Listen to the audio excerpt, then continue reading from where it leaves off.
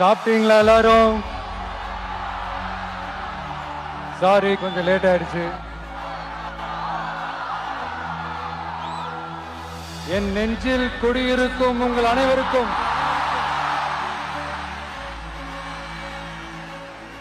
என்னுடைய வணக்கம்.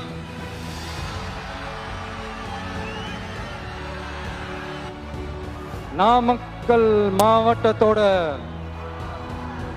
இந்த முட்டை உலகமும் கூட ரொம்ப ஃபேமஸ். எக் சிட்டின்னு கூட கூப்பிடுவாங்க.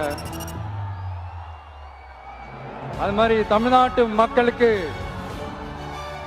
இந்த சத்தான உணவு முட்டை கொடுக்கிற ஊர் மட்டும் இல்ல, தமிழ்நாட்டு மக்களுக்கு உணர்ச்சி ஊற்ற மண்ணும் கூட. இதை நான் ஏன் சொல்றேன்னா, ரெண்டு வரிகள் சொன்னா உங்களுக்கு ஈஸியா கனெக்ட் ஆகும். தமிழன் என்று சொல்லடா, தலை நிமிர்ந்து நில்லடா. எப்படி? தமிழன் என்று சொல்லடா, தலை நிமிர்ந்து நில்லடா. நாடி நரம்பெல்லாம் ரத்தம் பாய்ச்சுற இந்த வரிகளை எழுதினது யார் தெரியும்ல? யார் எழுதுனா? விஜயகாந்த் சார் சொன்னாரு. ஆனா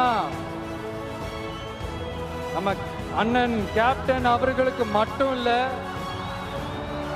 நமக்கும் சேர்த்து எழுதின இந்த வரிகளை யார் எழுதினது தெரியல? நாமக்கல் மாவட்டத்தை சேர்ந்த மேகனூர்ல பிறந்த திரு ராமலிங்கம் பிள்ளை தான், அவர்கள் தான். அடுத்து தமிழ்நாட்டு மக்களுக்கு இந்த இடஒதுக்கீடு உரிமையா வழங்கினதும் இதே நாமக்கல் மாவட்டத்தை சேர்ந்த திருச்செங்கோடு பகுதியில இருக்கிற ஒருத்தர் தான்.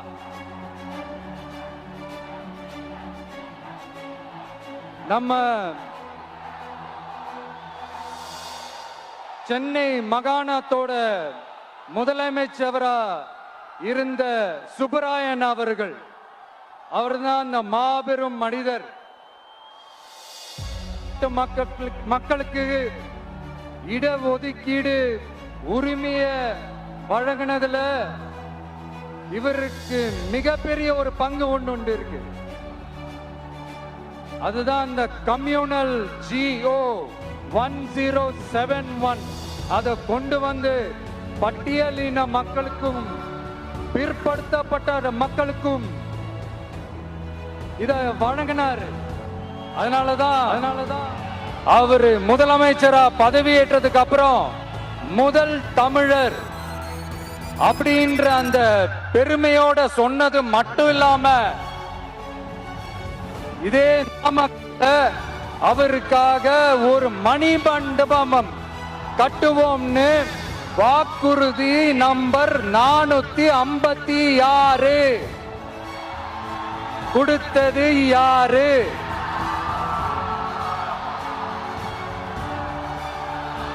சொன்னாங்களே, செஞ்சாங்களா? அதாவது ஒரு படத்துல நம்ம வடிவேல் சார் இந்த எம்டி பாக்கெட்டை எடுத்து இப்படி காட்டுவார் தெரியுமா?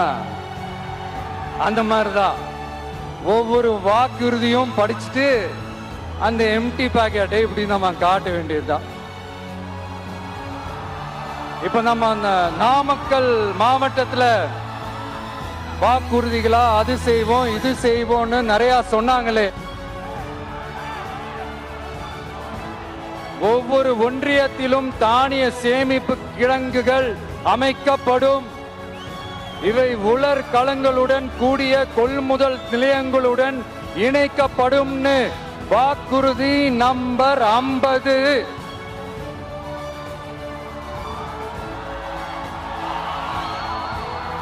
கொப்பரை தேங்காயை தமிழக அரசே கொள்முதல் செய்யும்.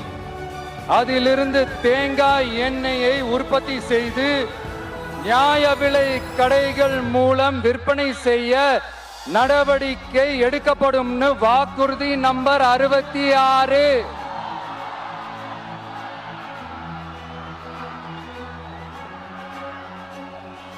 நியாய விலை கடைகளில் நாட்டு சர்க்கரை, வெல்லம் ஆகியவற்றை விநியோகம் செய்ய நடவடிக்கை எடுக்கப்படும் வாக்குறுதி நம்பர் 68. அரசு ஊழியர்கள் மற்றும் ஆசிரியர்களுக்கு மட்டும் இல்ல, போக்குவரத்து ஊழியர்களுக்கும் பழைய ஓய்வூதிய திட்டம் செயல்படுத்தப்படும் வாக்குறுதி நம்பர் 152. இதெல்லாம் சொன்னாங்களே, செஞ்சாங்களா?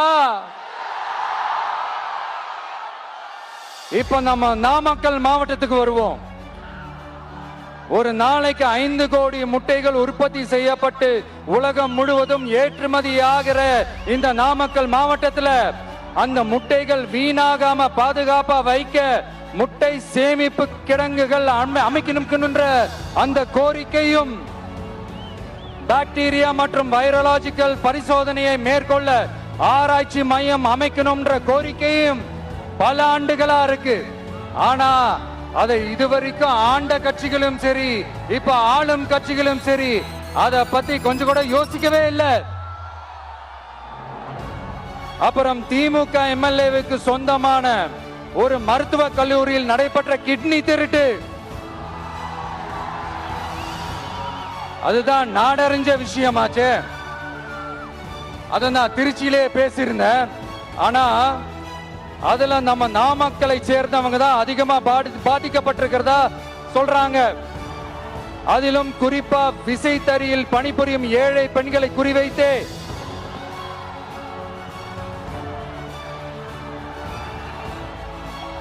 இதுல ஈடுபட்டவங்கள யாரா இருந்தாலும் நம்ம ஆட்சி அமைஞ்சதும் கடுமையாக தண்டிக்கப்படுவார்கள். இந்த கிட்னி திருட்டுக்கு ஆரம்பம் எங்க இருக்குன்னு பாத்தீங்கன்னா கந்துவட்டி கொடுமையில இருக்கு. அதாவது விசைத்தறி தொழிலாளர்களோட வாழ்க்கை தரத்தையும் பொருளாதாரத்தையும் இந்த ஏமாற்று மாடல் திமுக அரசு மேம்படுத்தாத காரணத்தால அவங்க கிட்னி விற்கிற அளவுக்கு தள்ளப்பட்டிருக்கிறாங்க. இது எவ்வளவு பெரிய ஒரு கொடுமை! விசை தொழிலாளர்களோட வாழ்க்கை தரத்தையும் பொருளாதாரத்தையும் மேம்படுத்த தேவையான தீர்வுகளை யோசிச்சு உறுதியா எங்க தேர்தல் அறிக்கையில சொல்வோம்.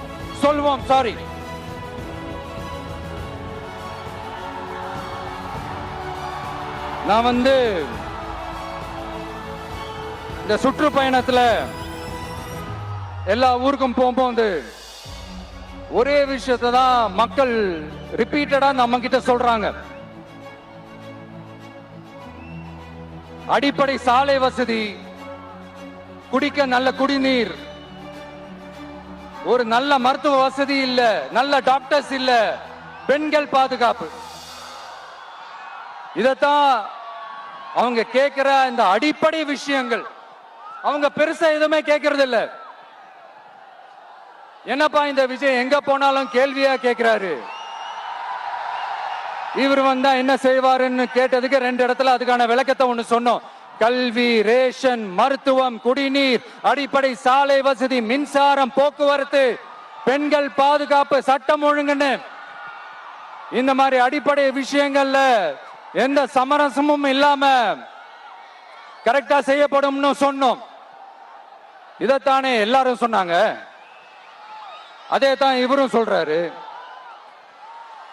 இவர் என்ன புதுசா என்ன சொல்லிட்டாரு? புதுசா எதுவுமே சொல்லலையே.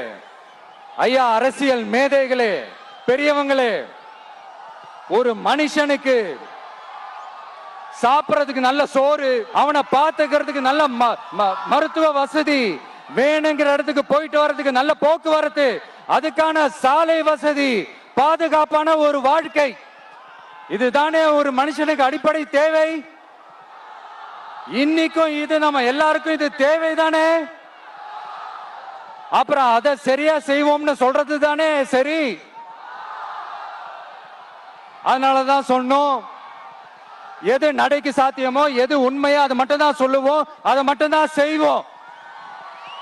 இந்த திமுக மாதிரி பொய்யான வாக்குறுதிகளை எப்பவுமே கொடுக்க மாட்டோம். புதுசா சொல்லுங்க, புதுசா சொல்லுங்கன்னா என்னத்த சொல்றது எனக்கு புரியலையே. என்னத்த புதுசா சொல்றது?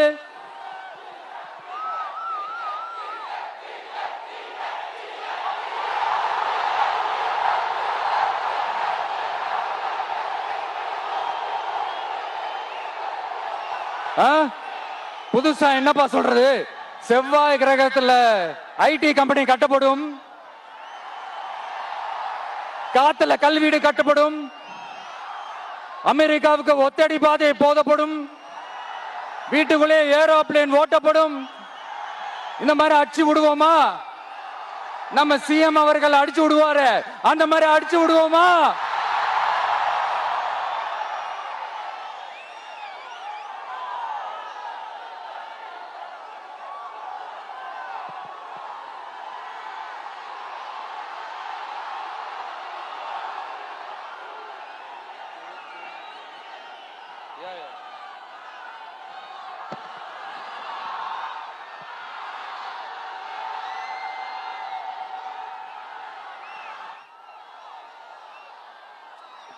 நான் ஏற்கனவே சொன்னதை தான் இங்க நான் திரும்பவும் சொல்றேன்.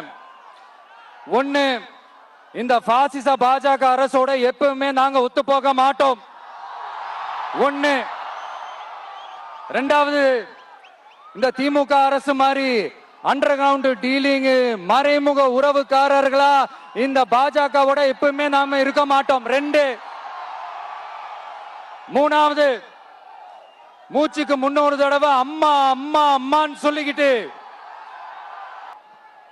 ஒரு பொருந்தா கூட்டணியா ஒரு கூட்டணியா ஒண்ணு அமைச்சுக்கிட்டு கேட்டா தமிழ்நாட்டோட நலனுக்காக இந்த பாஜகவோட கூட்டணி வச்சிருக்கோம்னு சொல்லிக்கிறாங்களே, அவங்கள மாதிரியும் நாம இருக்க மாட்டோம்.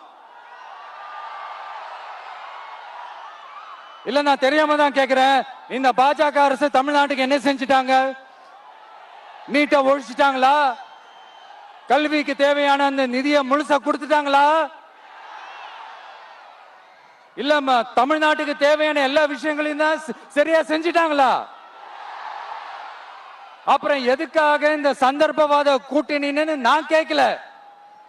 புரட்சி தலைவர் எம்ஜிஆர் அவர்களோட உண்மையான தொண்டர்கள் அவங்க கேக்குறாங்க.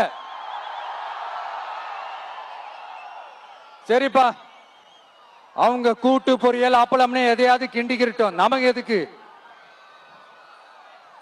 மக்களே, இன்னொரு முக்கியமான விஷயம், இத கவனமா கேளுங்க.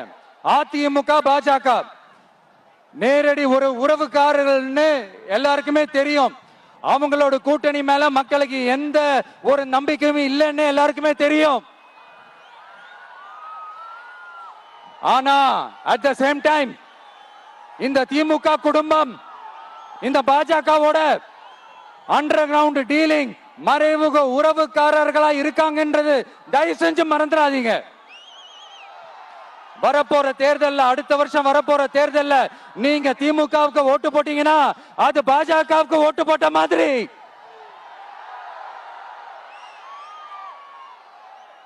வெளியில அடிச்சுக்கிற மாதிரி அடிச்சுப்பாங்க, ஆனா உள்ளுக்குள்ள வேணாம். மக்களே, ஜாக்கிரதை, யோசிங்க.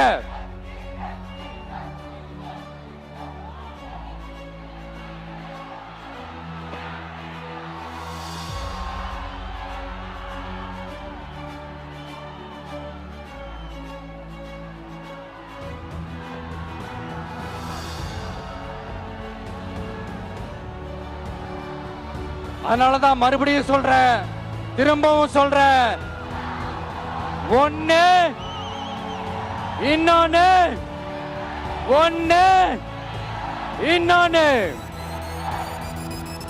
அதாவது ஒண்ணு, மாபெரும் மக்கள் சக்தி கொண்ட எளியோரின் குரலா இருக்கிற களத்துல இருக்கிற டிவிக்கு, இன்னொன்னு கொள்கை என்ற பேர்ல மக்களை ஏமாத்திக்கிட்டு கொள்ளையடிச்சுக்கிட்டு தமிழ்நாட்டை ஏமாத்துற இந்த டிஎம்கே. இந்த ரெண்டு பேருக்கு நடுவுல தான்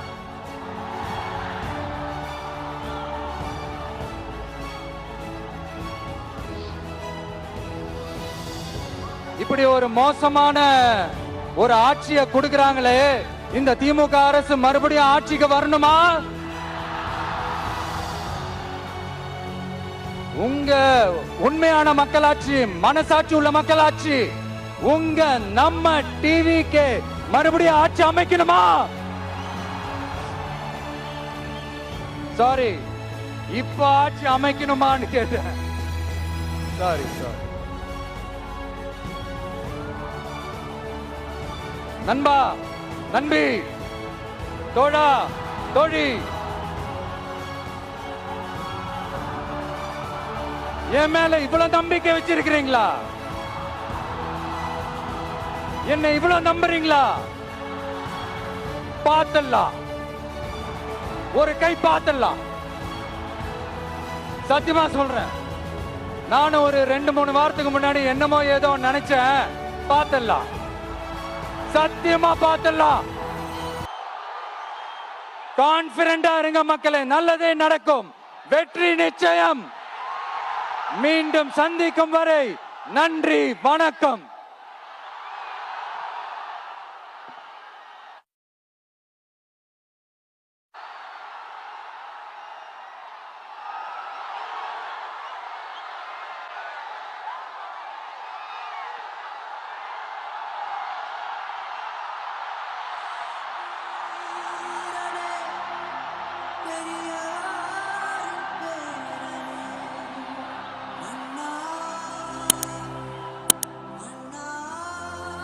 ஆரம்பத்துல பேசும்போது மைக்கு, சாரி, எனக்கும் அந்த மைக்குக்கும் ஒரு மாதிரி ரொம்ப டிஃபரன்ஸா கேட்டுட்டு இருந்தது.